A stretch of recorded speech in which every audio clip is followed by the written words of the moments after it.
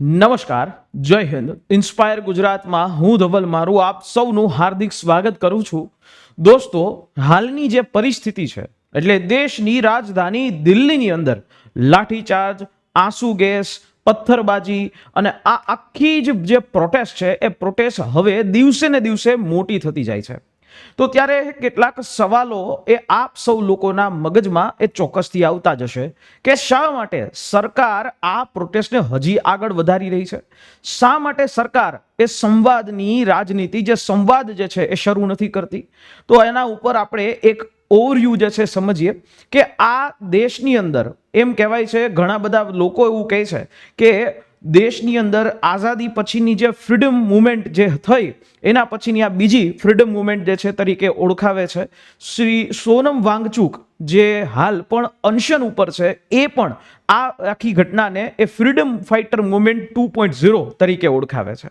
તો હવે આ બધું બને છે તો બને છે શા માટે? આનો સીધો ને સિમ્પલ જવાબ દેશની અંદર છેલ્લા 5 થી 7 વર્ષની અંદર જે શિક્ષણ વ્યવસ્થાની અંદર જે ખામીઓ છે એ વિદ્યાર્થીઓના રોષના રૂપમાં ભભૂકી ઉઠી છે. એટલે નીટ પેપર લીક હોય કે પછી કોઈ પણ સ્પર્ધાત્મક પરીક્ષા છે એનું પેપર લીક લાખો રૂપિયાઓમાં જે વેચાય છે અને એના બાદ જે લોકો છે એ થોડા લોકો પકડાય છે અને પછી ત્યારબાદ એ બધા જમાનત ઉપર, બેલ ઉપર એ છૂટી જાય છે, જામીન ઉપર છૂટી જાય છે અને પછી થાય છે શું? લોકો ભૂલી જાય છે. પણ આ વખતે આ દેશનો યુવાન એ જાગી ગયો. દેશનો યુવાન એ પોતાની સરકાર, જે સરકારને એ પોતે વોટ આપીને એ ચૂંટી અને ત્યાં મોકલ્યા છે, એમની પાસે માંગી રહ્યો છે જવાબ. અને આ જવાબ એટલે આ વખતે તો આખી અલગ જ વસ્તુ દેશે જોઈ. આની પહેલા વર્ષ 2020ની અંદર જે ખેડૂત આંદોલન, કિસાન આંદોલન, જે 3 એવા બિલની બાબતે જોયું અને આના પહેલા 2011ની અંદર જ્યારે ભારતમાં યુપીએ ગવર્મેન્ટ હતી અને એ વખતે કોંગ્રેસના શાસનના સમયમાં જે નિર્ભયા કાંડ દિલ્હીમાં થયો અને એના કારણે એ જે પ્રોટેસ્ટ થઈ એ પ્રોટેસ્ટની બાદ જે ઇલેક્શન 2014નું થાય છે અને એમાં જે યુપીએ ગવર્મેન્ટનું રાજીનામું થઈ જાય છે, એટલે યુપીએ ગવર્મેન્ટ જે છે એ પડી ભાંગે છે અને એના બાદ જ એનડીએ સરકાર એ આવે છે. તો એના પછી સ્વયંભૂ એમ કહી શકાય આ પ્રોટેસ્ટ જે શરૂ ચોક્કસથી કોકરોચ જનતા પાર્ટી અને સોનમ વાંગચુક દ્વારા કરવામાં આવી, પરંતુ આ જે પ્રોટેસ્ટ છે એ પ્રોટેસ્ટ એ વિદ્યાર્થીઓએ હવે સ્વયંભૂ પોતાની રીતે લઈ લીધી છે અને આ પ્રોટેસ્ટને દેશને પણ જે છે એ સહયોગ મળી રહ્યો છે. લોકો ત્યાં જમવાનું પહોંચાડી રહ્યા છે, પાણી પહોંચાડી રહ્યા છે, એટલે લોકો ખુદ જે છે પોતાના જે લોકો છે, છોકરાઓ છે, સંતાનો છે એની ચિંતા કરી રહ્યા છે. અભૂતપૂર્વ જાગૃતિ છે. જેટલું દેખાય છે એટલી વસ્તુ તમે જોઈ શકો છો કે કેન્દ્ર સરકાર પાસે જે એક આંકડો હતો કે ભાઈ 10,000 જેવા વિદ્યાર્થીઓ એ ત્યારે 20 તારીખે 20 જુલાઈએ એ સંસદની જે માર્ચ ગોઠવવામાં આવી હતી એ સંસદની માર્ચમાં એ 10,000 લોકો હતા, પરંતુ આ 10,000 લોકોના મોબાઈલના કેમેરાએ સમગ્ર જે સોશિયલ મીડિયા છે એ રીલ્સના માધ્યમથી એ વખતે પોલીસ દ્વારા જે પ્રકારની દમનગીરી ગુજારવામાં આવી એ સમગ્ર દેશે જોઈ છે. વિદ્યાર્થી હોય તો એના માતા પિતા હોય એમની પણ આંખો છે ઉઘડી છે. અને આમ જોવા જાય તો ડેમોક્રેસીની અંદર સંવાદ થવો જોઈએ, લાઠીચાર્જ નહીં. હા, ચોક્કસથી માનવું છે. આ રીતે તમે જોઈ શકો છો કે જે રીતે બર્બરતા કરવામાં આવી છે અહીંયા ચોક્કસથી છે આ બાબત ઉપર સ્પષ્ટતાથી, નિષ્પક્ષતાથી જે છે તપાસ થવી જોઈએ અને એમાં પણ પથ્થરમારો જે છે કરવામાં આવેલો અને આ રીતે જે દિલ્હીની અંદર જે કાંઈ વસ્તુ બની છે આ વસ્તુઓની પાછળ એમ ઘણા બધા લોકો માનતા હોય તો કે ભાઈ પાકિસ્તાનની તાકાતો છે કે ભાઈ ફોરેન ફંડિંગ છે. આ વસ્તુ નથી. આ સ્વયંભૂ ચાલેલું આંદોલન છે ને આ સરકાર નહીં, એ એજ્યુકેશન સિસ્ટમની સામે ચાલેલું આંદોલન કહી શકાય. ચોક્કસથી સરકારે ઘણા બધા સારા કામો કર્યા છે અને એ ઉપર આપણે સરકારની સરાહનાઓ પણ કરી છે. પણ જ્યારે એ દેશની સૌથી પાયાની જરૂરિયાત એટલે કે એજ્યુકેશન, આ જ એજ્યુકેશન સિસ્ટમની અંદર જો પેપર છે એ સરખી રીતે ન થઈ શકે અને લાખો રૂપિયાની અંદર પેપર વેચાય તો ત્યારે ચોક્કસથી દેશનો યુવાન છે જાગી ઉઠે. અને આજ કંઈક એ રીતે થયું. પોલીસે 20 તારીખે જ્યારે આ પ્રોટેસ્ટની પહેલા જ કોલ આપી દેવામાં આવ્યો હતો કે 20 તારીખે સંસદનું સત્ર શરૂ થવાનું છે અને એ વખતે ત્યારે સંસદ માર્ચ થવાનું છે.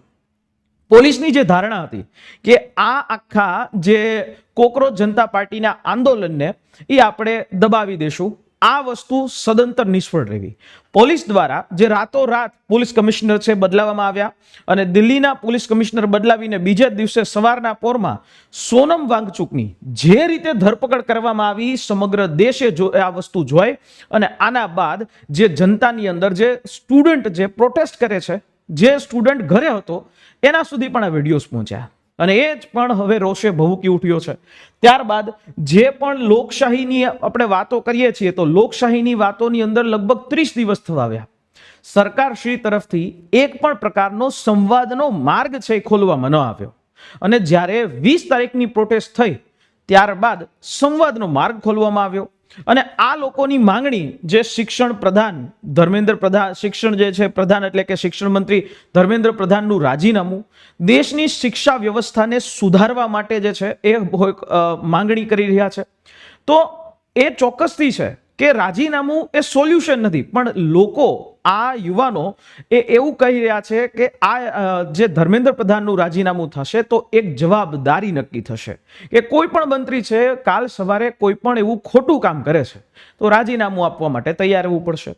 અને જે રીતે ભીડ સ્વયંભૂ આજે જ્યારે વિડીયો શૂટ કરી રહ્યો છું ત્યારે 22 તારીખ છે, 2 દિવસ વીતી ચૂક્યા છે અને હજી પણ જે જંતર મંતર ઉપર આ પ્રોટેસ્ટ છે એ હજી પણ આ આખી જ વસ્તુ એ ચાલુ છે અને ખબર નહીં કે આ પ્રોટેસ્ટ છે ક્યારે એ સમાપ્ત થાય. પણ સિસ્ટમ નિષ્ફળ કઈ જગ્યાએ ગઈ જો આપણે એની વાત કરીએ, જે દિલ્હીના અત્યારના ચીફ કમિશનર એટલે કે પોલીસ કમિશનર, દિલ્હીના કમિશનર તરીકે જે હાલ દિલ્હીનું આખું પોલીસ વ્યવસ્થા છે કેન્દ્ર સરકારના હાથમાં છે, ગૃહ મંત્રાલયના હાથમાં છે.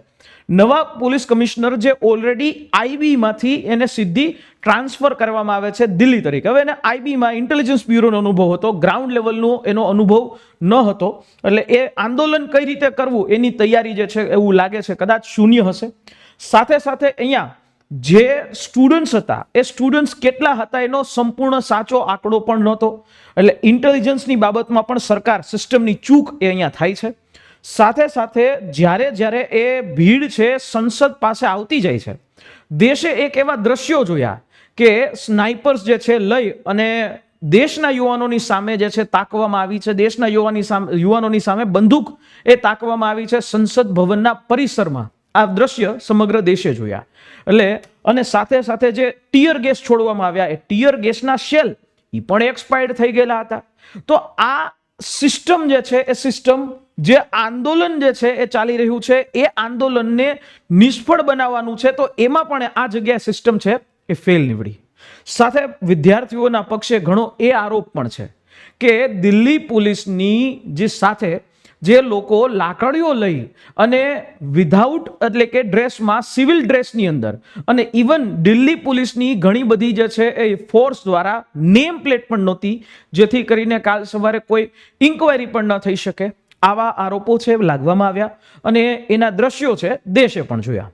અને સાથે સાથે કેટલાક એવા અસામાજિક તત્વો જે દિલ્હી પોલીસની સાથે ઘૂસી ગયા હતા અને વિદ્યાર્થીઓને મારી રહ્યા હતા. આ શખ્સો હાથમાં લાકડીઓ લઈ, ઘણા એવા ન્યૂઝ રિપોર્ટરો છે જેમ કે સાર્થક ગોસ્વામી કરીને એક ફેમસ યુટ્યુબર છે, એને પણ આવો અનુભવ થયો. એટલે જોવા જાઓ તો સાદા કપડાની અંદર આવા જે લોકો જે અસામાજિક તત્વો છે એ જેવા ભળ્યા અને એ લોકોએ વિદ્યાર્થીઓને મારવાની શરૂઆત કરી. એટલે આ વસ્તુ ફરી વધારે ભડકી. એટલે અહીંયા જોવા જાઓ તો આ આક્રોશ એક રીતે જોવા જાઓ સાચો પણ છે. આજે આપણે ગુજરાતની વાત કરીએ તો ગુજરાતની અંદર પણ ગુજરાતનું શિક્ષણ બજેટ સૌથી વધારે છે, પણ વાસ્તવિકતા એ છે કે આજે સરકારી શાળાઓ છે કાં તો એને મર્જ કરવી પડી રહી છે અથવા તો સરકારી શાળાઓને બંધ કરવી પડી રહી છે. દેશની અંદર આજની તારીખે પ્રાઇવેટ એજ્યુકેશન અને આ પ્રાઇવેટ એજ્યુકેશનની જે માંગ, ડિમાન્ડ, મોટી મોટી સ્કૂલો છે એ ખુલી રહી છે. સ્કૂલો ખુલે એમાં કોઈને વાંધો નથી, પણ એ શિક્ષણ અફોર્ડેબલ હોવું જોઈએ. એજ્યુકેશન છે એ અફોર્ડેબલ હોવું જોઈએ. માનવીય અધિકાર તરીકે એ શિક્ષણનો એક અધિકાર પણ છે. જોવા જાવ તો એક મધ્યપ્રદેશનો 23 વર્ષનો એક યુવાન પણ કહી રહ્યો છે કે આ કોઈ રાજકીય ફંડેડ નથી, આ સ્વયંભૂ ફંડિંગ છે. લોકો પોતે કોઈ એક રાજકીય રીતે ફંડિંગ નથી કરતા અને ઘણા એવા વિદ્યાર્થીઓ છે પોતાના ઘરેથી નાસ્તાની અંદર અથાણું અને સિંગના દાણા જે છે ખાઈ અને ત્યાં પ્રોટેસ્ટની અંદર હાજરી આપે છે અને હજી સુધી પણ એ પ્રોટેસ્ટની અંદર કામ કરી રહ્યા છે. તો આમ જોવા જાવ તો આ અવાજ દબાવવો એ લોકોને અઘરો પડ્યો એમ કહી શકાય. જંતર મંતરથી જેવી કૂચ થઈ એટલે ત્યારે સરકારે કર્યું શું? સરકારે કર્યો સીધો લાઠીચાર્જ, બળ પ્રયોગ કર્યો અને મોટા પાયે જે છે અટકાયતો એ સ્ટુડન્ટની, ઉમેદવારોની, વિદ્યાર્થીઓની કરવા માંડ્યા. અને આ વસ્તુ આંતરરાષ્ટ્રીય મીડિયાએ પણ કવર કરી. એટલે આંતરરાષ્ટ્રીય લેવલ ઉપર પણ દુનિયાના અલગ અલગ દેશોમાં ખબર પડી. હવે આ ઉકળતો ચરુ છે અને હજી અધૂરામાં પૂરું. આવનારા સમયમાં ખેડૂતો છે એ પણ યુએસ અને ભારતની ફ્રી ટ્રેડ એગ્રીમેન્ટ ડ્રીલ ને સામે પણ આવી રહ્યા છે. એ પણ શંભુ બોર્ડર હરિયાણા પાસે ત્યાં સુધી પહોંચી ગયા છે. હવે કરવાનું શું હતું? જંતર મંતર ઉપર ત્યાં સરકારે એ વસ્તુ કરવાની હતી, પોલીસ બંદોબસ્તની સાથે સંસદ ભવનના ગેટ સુધી શાંતિપૂર્વક રીતે કૂચ કરવા દેવી જોઈતી હતી.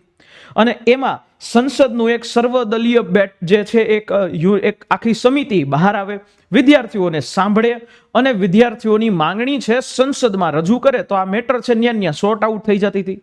પણ હવે અહીંયા આ સંસદની અંદર જ્યારે ચર્ચાની ખાતરી આપીને જે ધારો કે ચર્ચા કરે તો પણ આ આંદોલન ન્યા સમાપ્ત થઈ જાય. ઉલટાનું આ પ્રકારની જે વાયોલન્ટ એક્ટિવિટી થઈ એને લીધે હવે આ આંદોલન કેટલા દિવસ આગળ ખેંચાય એ કોઈ જાણતું નથી. વાસ્તવિકતા સાથે એ પણ હતી કે વડાપ્રધાનના ઘરની માત્ર 1.5 કિલોમીટર જે છે દૂર હોવા છતાં પણ અહીંયા વડાપ્રધાન જે છે એનું સંપૂર્ણ મૌન. પ્રધાનમંત્રી સંસદ સત્ર જ્યારે શરૂ થાય છે ત્યારે નીટ પેપર લીકના બાબતે નથી બોલતા. આ પણ એક આક્રોશ છે. આ પ્રધાનમંત્રી છે એમને આ બાબતે પણ પોતાનું મૌન છે ચોક્કસથી તોડવું પડશે. સરકાર માટેની જવાબદારી છે નક્કી કરવી પડશે. અને બીજી રીતે જોવા જાવ તો દેશના યુવાનો હતા, એ યુવાનો જેણે લાઠીચાર્જ ખમ્યો, આ યુવાનોની સાથે સંવાદ થવાની જરૂરિયાત હતી, એની જગ્યાએ લાઠીચાર્જ થયો. આ પણ એક ખોટી બાબત છે.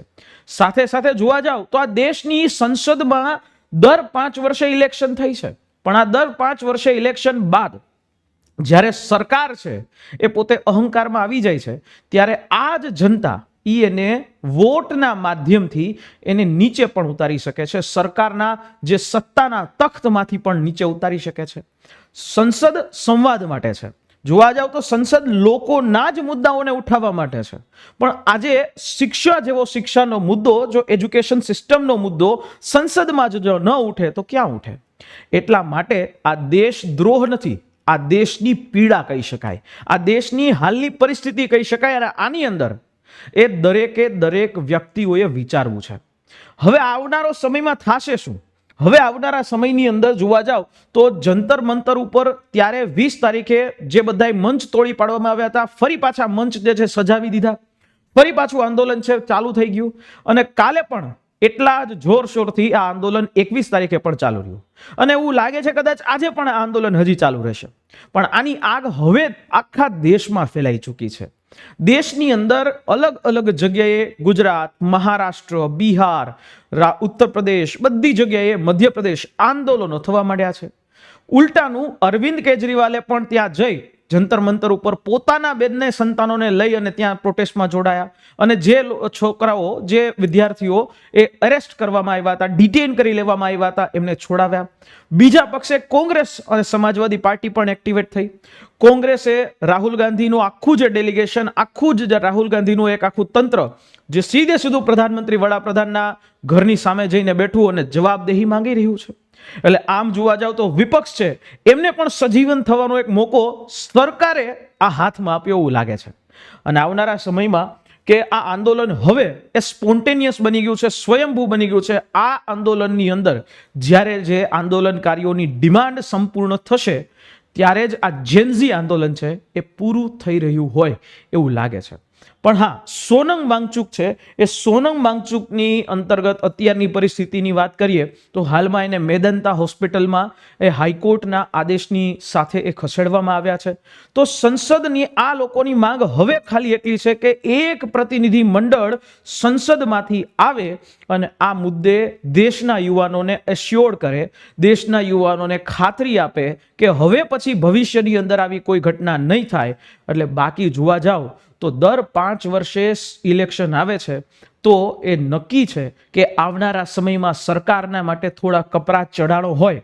પણ અહીંયા વિદ્યાર્થીઓ, કારણ કે હું પણ વિદ્યાર્થીઓની સાથે અતૂટ પ્રેમ ધરાવું છું, વિદ્યાર્થીઓ સાથેથી જોડાયેલો છું, એક એજ્યુકેટર છું, હું પણ સમજી શકું કે તૈયારી કરી હોય ને પછી જ્યારે પેપર લીકનો જે પ્રકારનો સમાચાર આવે ત્યારે સંપૂર્ણ મોરલ છે એ ભાંગી જાય.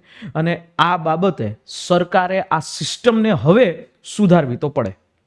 આવનારા સમયમાં શું થશે એની ઉપર આપણે વાત કરશું, પણ આપનું શું કહેવું છે? આપને શું લાગે છે? શું આપના મંતવ્યો છે એ ચોક્કસથી કોમેન્ટ બોક્સમાં જરૂરથી નીચે આપજો, જેથી કરીને આ મંતવ્યો અમે પણ લોકો સુધી શેર કરી શકીએ. અને આપનું શું કહેવું છે? આ શું એજ્યુકેશન સિસ્ટમ છે સુધારવી જોઈએ? કઈ રીતે સુધારવી જોઈએ? આપના અભિપ્રાય નીચે કોમેન્ટ બોક્સમાં જરૂરથી આપજો. ફરી પાછા મળીશું નેક્સ્ટ આવા કોઈ મુદ્દાની સાથે. ત્યાં સુધી જય હિન્દ, જય ભારત.